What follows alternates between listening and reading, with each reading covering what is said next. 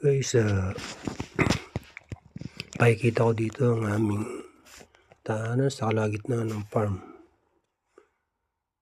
Ayan, medyo magulo lang ang aking papalipad dahil hindi ko pa siya kabisado. Pinag-aaralan ko pa kasi dyan yung drone kung paano paliparin.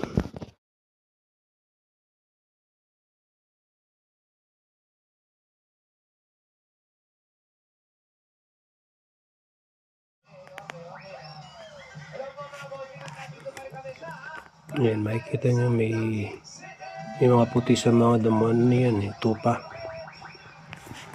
Medyo pagi kasi kaya hindi masyadong makita paligid. Ayan.